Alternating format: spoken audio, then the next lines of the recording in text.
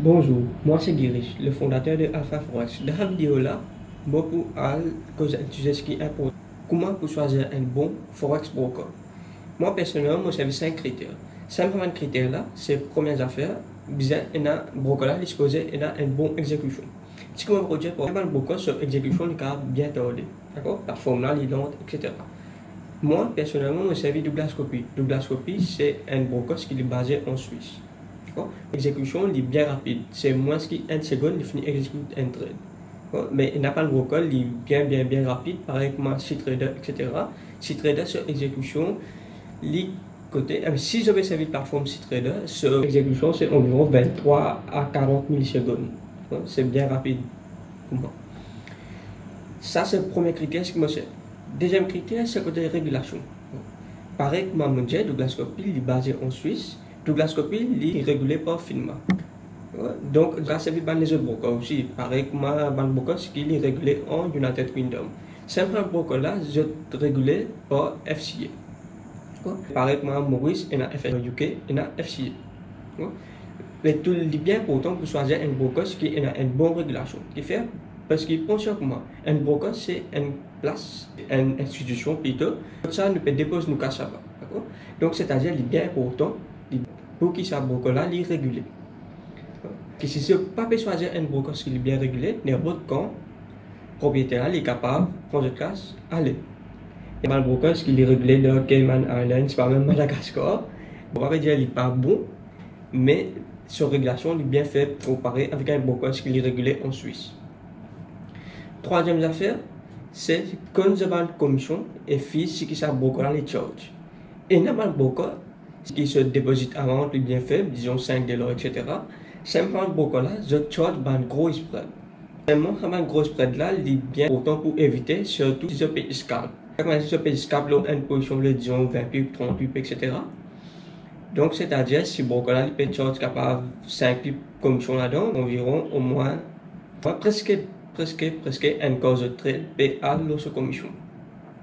C'est-à-dire, il est bien important pour connaître qui est le broker je vais servir.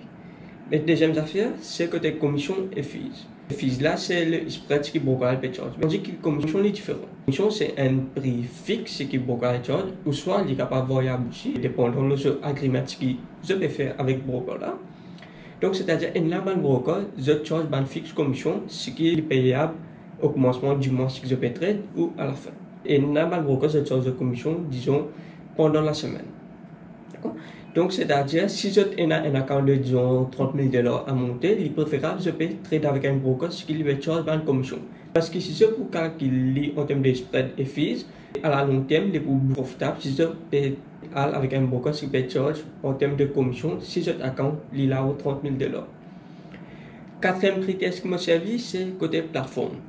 La plateforme, ce qui m'a redit, broker, on va pousser. Plusieurs plateformes, il est difficile pour trade et pour manager là. En termes de trading, je vais pour buy, sell, ou soit pour manager en termes de position. Je ne vais pas me login même, les autres portables aussi, etc. Donc, c'est-à-dire, bien choisir un broker qui est adapté avec un device que je veux servir. Après, là, côté plateforme là aussi, il est bien manageable. Cinquième critère qui me servi, c'est côté customer service and support. On peut téléphoner mon broker, mon envie qui est au bout de l'appel, si il peut recevoir moi, ou soit aller payer advisement côté plateforme là, etc. Si moi j'ai un problème, côté mon account, il y a qui bug, la plateforme, etc.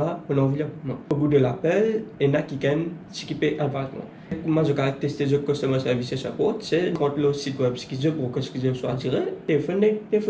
Si il n'y a aucun monde au bout de l'appel, c'est-à-dire côté ce support, il est bien fait. Un petit bonus là-dedans, c'est côté 6e. D'accord? Donc, côté 6e aussi, j'ai bien choisir un broker. Withdrawal est bien faux. D'accord? Normalement, au moins 3 business days disposés finir de place. Comment on fait profit de son account. D'accord?